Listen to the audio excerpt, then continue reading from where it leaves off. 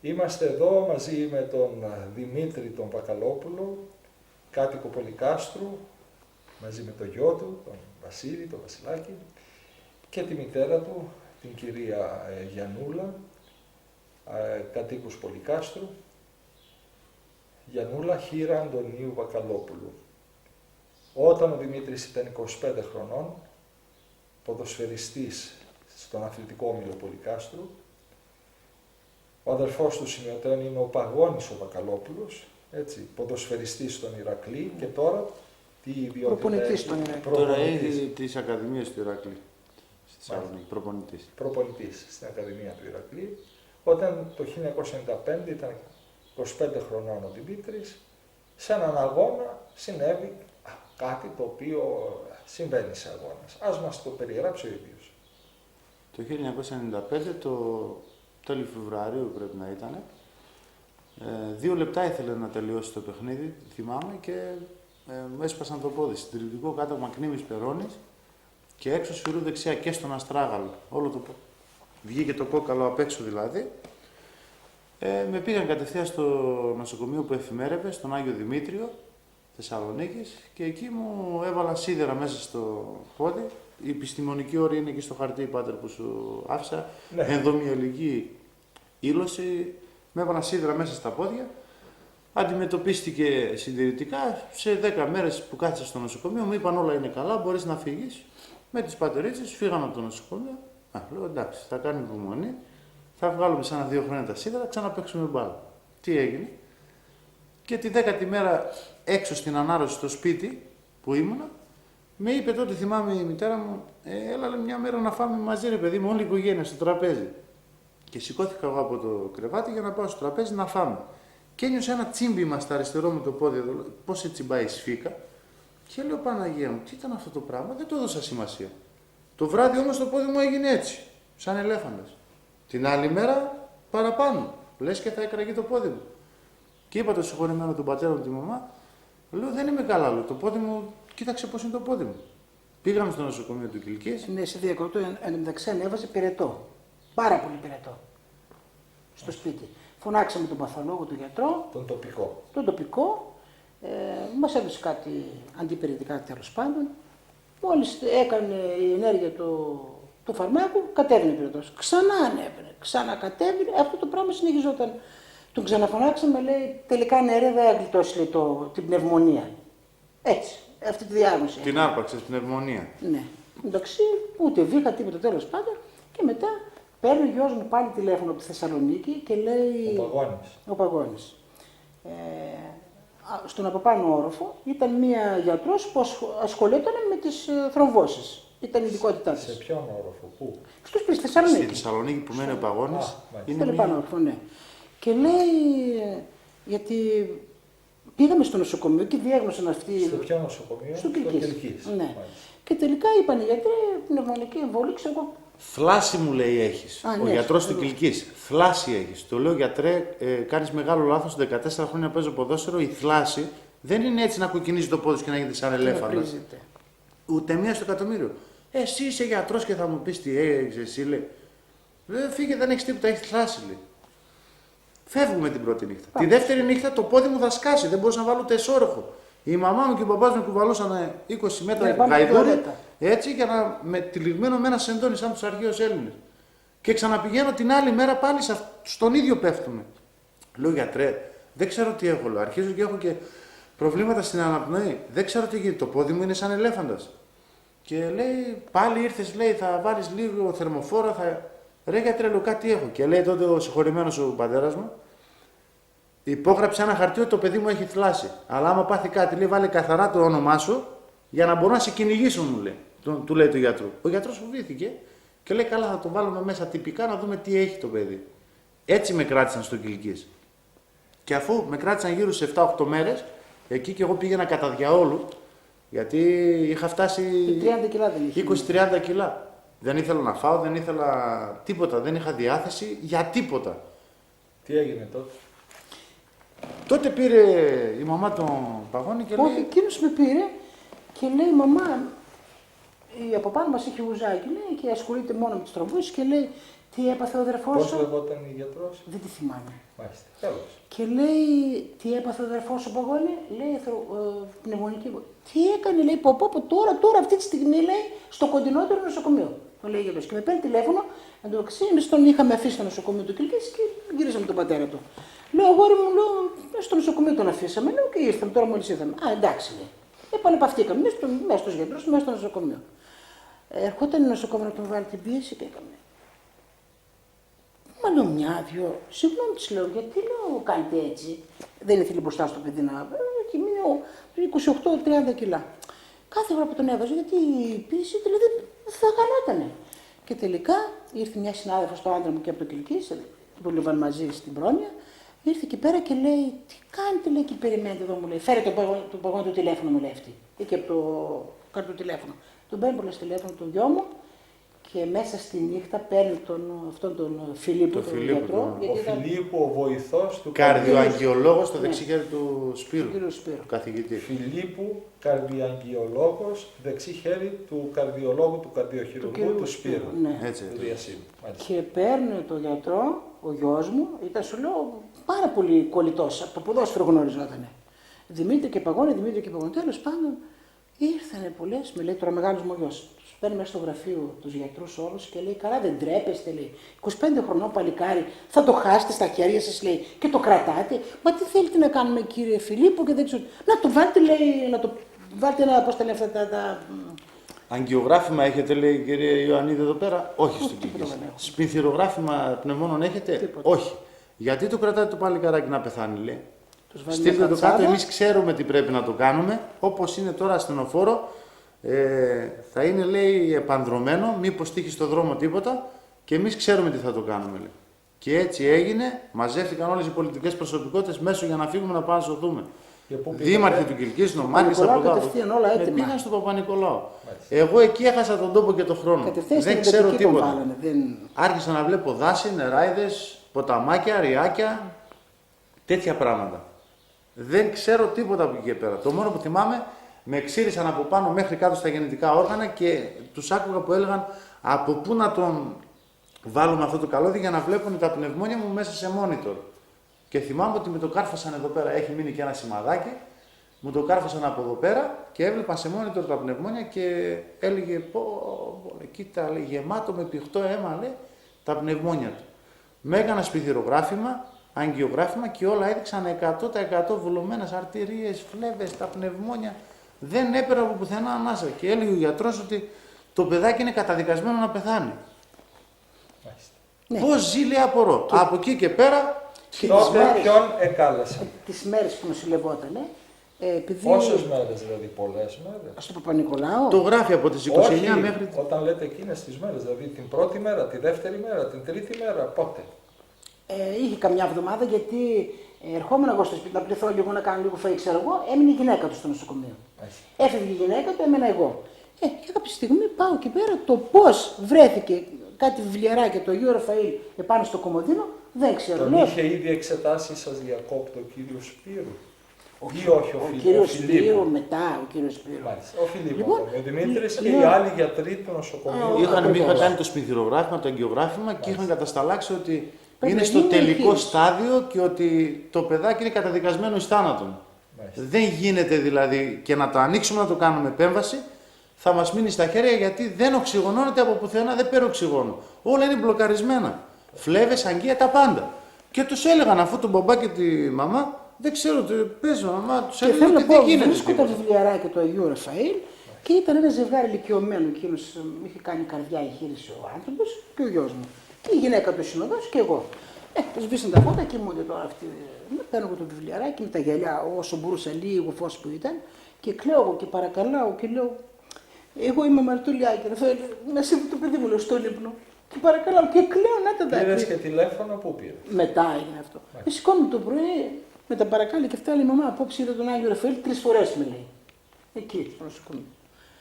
Τελικά έγιναν όλα τα υπόλοιπα. Και κάποια στιγμή φώναξαν τον μεγάλο μου το γιο μέσα στο κυρίου Σπύρου το γραφείο και λέει, πήγε ο γιος μου να γνωριστεί να πει: κύριε Σπύρου, γιατί πρώτη φορά τον έβλεπε, χαίρομαι πολύ. Λέει: μη χαίρεσαι καθόλου γιατί ο αδερφός του είναι, λέει, στα τελευταία. Το λέει ο κύριος Σπύρου. Τι να κάνουμε τώρα. Και τελικά τον πήγαν στο ΑΧΕΠΑ, γιατί κάτι. Αυτά και λέει τώρα τον πατέρα του Μακαρίτη. Εάν έρθουν τα αποτελέσματα και είναι. Αυτά πρέπει να τον κάνουμε γύρω στα πνεύματα, κάτι πρέπει να γίνει. Γιατί είναι το παιδί σε κακό. Τέλος πάντων, κλέβαμε και έξω τώρα, λέει, κάποιοι λέει, συγγνώμη, τι πάθατε, λέει, μήπως σας συμβαίνει το μοιραίο. Τι να δεις στον καθένα λογαριασμό. Τέλος πάντων, ήρθαν τα αποτελέσματα, λέει, ευτυχώς τα πνεύματα του είναι καθαρά ακόμα. Έχει άλλο τις βλάβες. Και τελικά από εκεί και μετά τον βάλα στο χειρουργείο, μέσα στην εντατική και έγιναν εκείνα που έγιναν.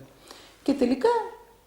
Για να δούμε λοιπόν τι ακριβώς είχε δει ο Δημήτρης, βρισκόμενος στον άλλο κόσμο ουσιαστικά, αλλά και τι ακριβώς έγινε κατά τη διάρκεια του χειρουργείου. Για να μας πει ο Δημήτρης. Τότε με βάζει μέσα στην εντατική και αφήνει την προϊσταμένη από πάνω από το κεφάλι μου. Μ' είχε δώσει και ένα ηλεκτρονικό να παίζω, λέει μην φοβάσαι λέει καθόλου, αύριο θα κάνουμε μια σοβαρή εξέταση και θα φύγεις. Αυτό ποιος?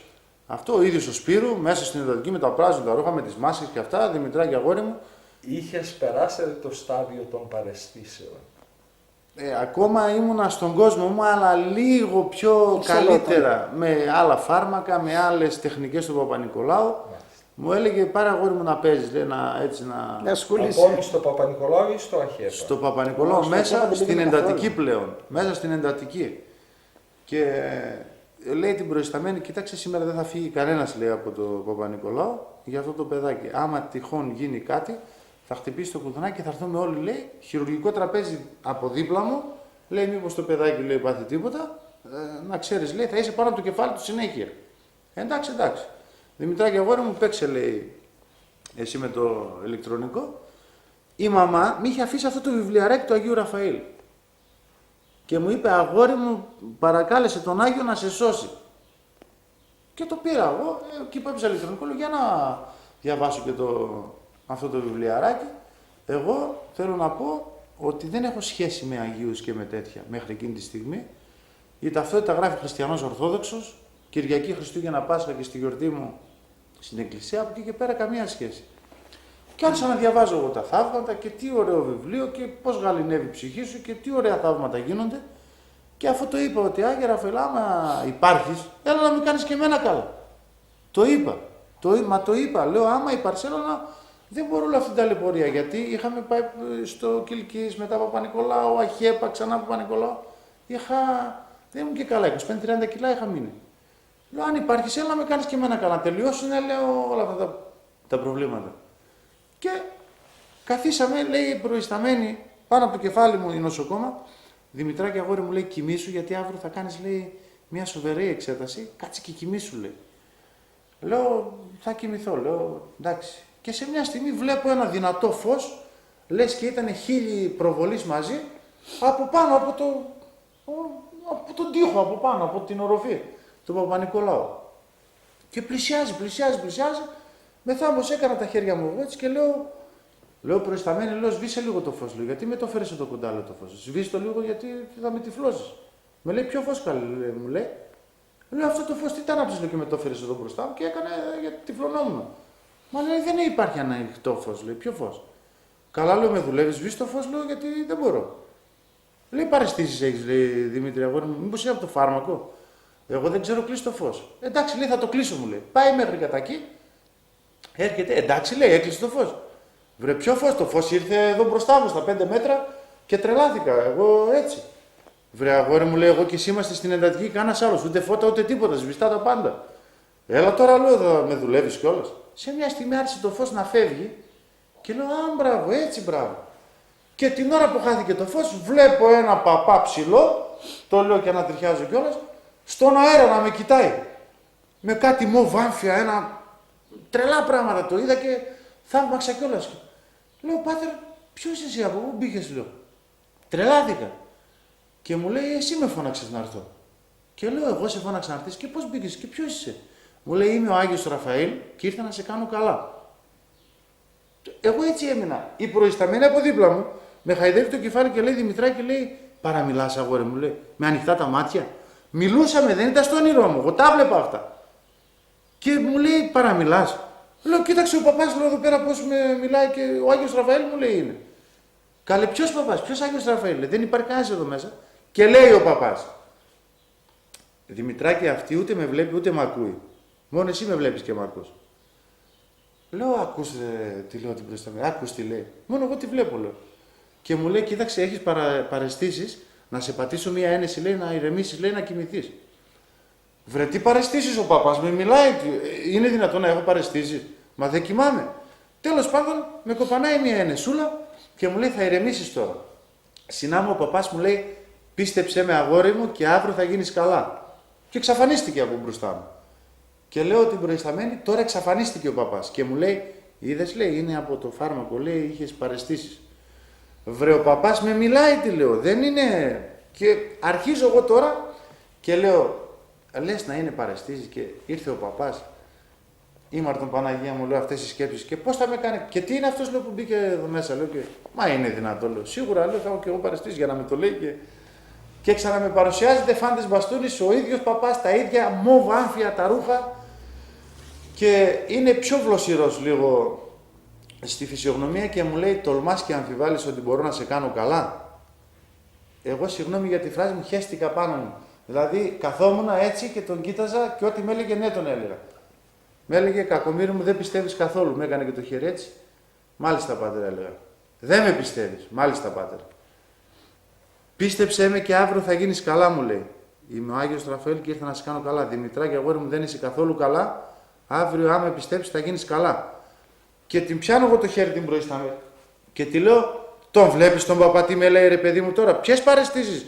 Άμα έκανα έτσι, λες και θα τον έπιανα. Τρόμαξα τόσο πολύ. Με λέει, κοιμήσου, αγόρι μου, λέει, δεν είναι κανένας εδώ μέσα. Και με το ξαναεπαναλαμβάνει ο παπάς και μου λέει, αυτή δεν με ακούει, ούτε με καταλαβαίνει, ούτε με βλέπει. Μόνο εσύ, λέει, με βλέπεις και με καταλαβαίνεις και με ακούς. Ξαφανίστηκε. Και τη δεύτερη φορά. Εγώ αμαρτωλός ακόμα συνεχίζω τις τρελές τις σκέψεις. Και λέω, μας δουλεύει, λέει ο παπάς. Έρχεται από το πουθενά αυτά. Μα όνειρο. Τσίμπα με την έλεγα, ρε παιδί μου. Κοιμάμαι μήπως. Δεν κοιμάσαι και εγώ σε παρακαλώ να κοιμηθείς, μου λέει. Ναι, αλλά ο παπάς ήρθε 2 φορές. Και πώς θα με κάνει καλά, ρε παιδί μου. Εμείς είμαστε εδώ, θα κάνουμε χειρουργία. Θα έχουμε κάνει, λέω, τόσα και τόσα. Δεν μπορώ, λέω, άλλο, ρε παιδί. Μακάρι, λέω, να γίνω καλά, αλλά πώς θα με κάνει καλά αυτός ο άνθρωπος. Δεν μπόρεσα πάλι να καταλάβω. Πάλι οι σκέψεις εκεί. Την τρίτη φορά, λοιπόν, πάλι φάτσα κάρτα παρουσιάστηκε, αλλά δίπλα του έχει και ένα μικρό κοριτσάκι, το κρατάει από το χεράκι. Ένα πολύ όμορφο κοριτσάκι με ξανθιές πλεξούδες. Μέχρι εκείνη τη στιγμή δεν ήξερα τίποτα. Και το κοριτσάκι κρατούσε μία τσάντα από αυτή που κρατάνε οι δικηγόροι, οι γιατροί. Και κοιτάω και λέω, α, έχουμε και παρέα, λέω τώρα. Λέει προϊσταμένη, θα ησυχάσεις. Λέω, ήρθε ο παπάς μαζί με ένα κοριτσάκι, λέω, ήρθε τώρα. Τι λέω. Και μου λέει, βρε, ηρέμησε, δεν είναι κανένας εδώ μέσα. Και κατεβαίνουν από τον αέρα όπως τους έβλεπα, κατεβαίνουν και περπατάνε και έρχονται κατά το μέρος μου. Όπως είμαι εγώ στο κρεβάτι έτσι, τη λέω, πρόσεχε, έρχεται ο παπάς, τι λέω, με το κοριτσάκι. Και έρχεται, περνάνε από μέσα της από αυτήν και έρχονται εδώ δίπλα μου και ίδιο. Εγώ τρελάθηκα πάλι. Και μου λέει, κακομοίρη μου, 2 φορές ήρθα, λέει, για τη μάνα σου που έξω κλαίει και χτυπιέται, λέει, από την πόρτα της εντατικής και παρακαλάει, λέει, και μια φορά ήρθε για σένα, μου λέει. Δεν πιστεύεις όσο πρέπει. Τελευταία φορά, λέει, σου παρουσιάζομαι, γιατί, λέει, δεν πιστεύεις. Τελευταία φορά, θες να με πιστέψεις, θα γίνεις καλά, λέει, αγόρι μου. Δεν θα με πιστέψεις, θα έρθεις μαζί μου, λέει, πάνω στους ουρανούς. Έτσι ακριβώς. Και λέει το κοριτσάκι τώρα, Ρινούλα, άνοιξε την βαλίτσα. Ρινούλα. Πού να ξέρω εγώ τώρα, Ρινούλα. Ανοίγει το κοριτσάκι την τσάντα, βγάζει τα μόβ τα άμφια ο πάτερ, τα αφήνει και φοράει αυτή την άσπρη την κελεμπία που φοράνε οι γιατροί. Και τον κοιτάζω, λέω, πάτερ, τι γίνεται, και μου λέει, εγώ είμαι ο καλύτερος γιατρός, αγόρι μου, λέει, να το ξέρεις αυτό το πράγμα. Και πιάνει έτσι όπως ήμουν εγώ στο κρεβάτι. Αυτά τα πνευμόνια, λέει, είναι πιο γεράκια από τα δικά μου, λέει. Δεν έχεις κανένα πρόβλημα. Μέχρι προχθές οι εξετάσεις έδειξαν όλα είναι βουλωμένα, αρτηρίες, φλέβες, πνευμόνια, τα πάντα. Δεν μπορώ να πάρω αναπνοή. Και λέει, τώρα φεύγω γιατί με χρειάζονται στο Λονδίνο. Πρέπει να πάω στο Λονδίνο. Και κοιτάω, λέω, τι γίνεται, ρε παιδί μου, είμαι ζωντανός, τα νιώθω αυτά τα πράγματα. Η προϊσταμένη με λέει, κοιμήσου, λέει. Μιλάς μόνο σου με παπάδες και με κοριτσάκια. Βρενάτι εδώ μπροστά είναι, δεν τους βλέπεις. Τίποτα. Το πήρε το κοριτσάκι από το χεράκι στον αέρα. Γεια σου Δημήτρη, πίστεψέ με και αύριο θα γίνεις καλά. Και εξαφανίστηκαν πάντα. Αυτό το πράγμα έγινε και την άλλη μέρα όταν ήρθανε και με πήρανε για να με κάνουν το χειρουργείο να με ανοίξουν μια ατομή. Τι έγινε στο χειρουργείο? Γιατί έτσι έλεγαν ότι θα με κάνουν μια ατομή να βγάλουν τα πνευμόνια και να αρχίσουν να απορροφάνε το πηχτό το αίμα που είχε μέσα.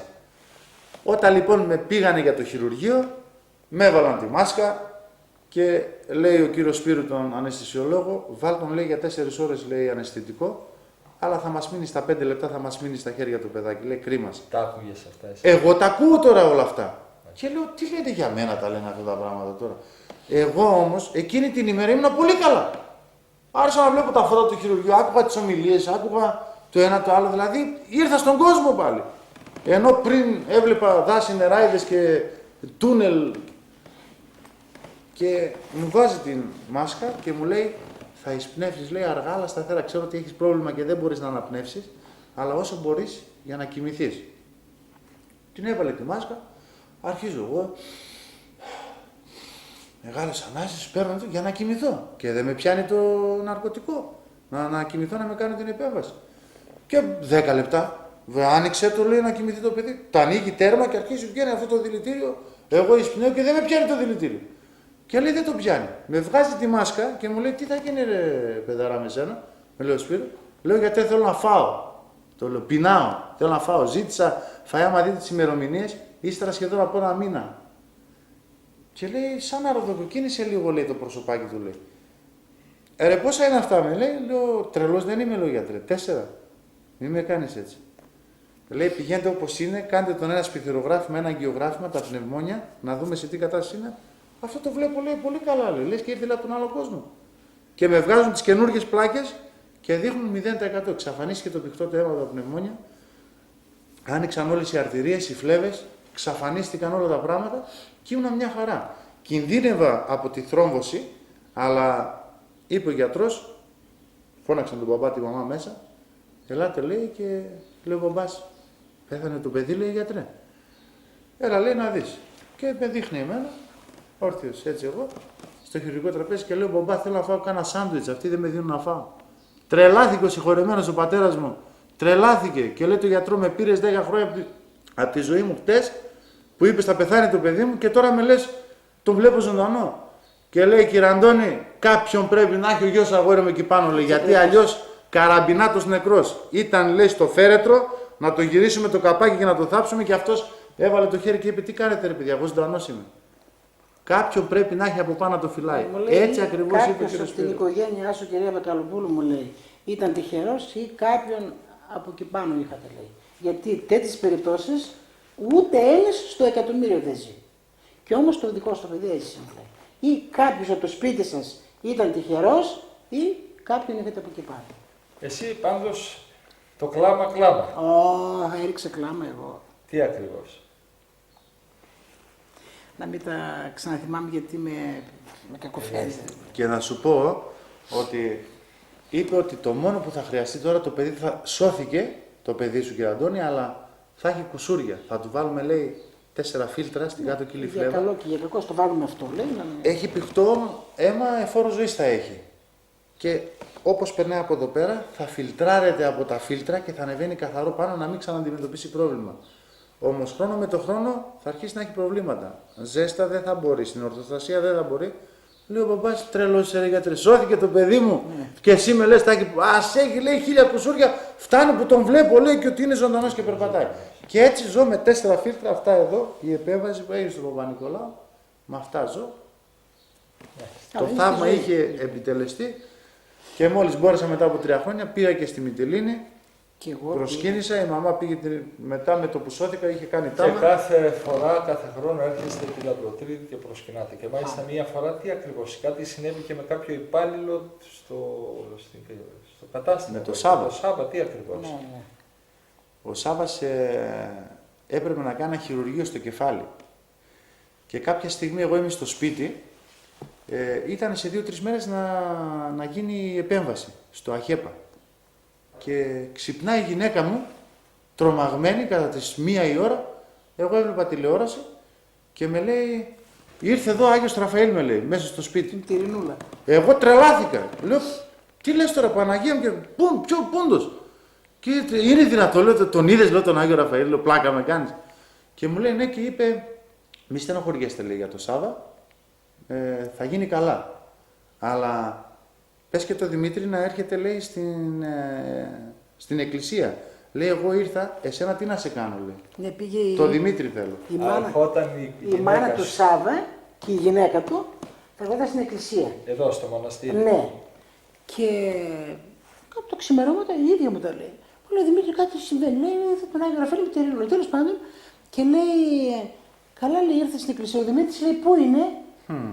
Λέει, στο σπίτι, εγώ το Δημήτρη θέλω. Λέει, εσάς τι να σας κάνω, είπε. Εσάς τι να σας κάνω, λέει, το Δημήτρη εγώ Το θέλω. Δημήτρη εγώ ήθελα, λέει.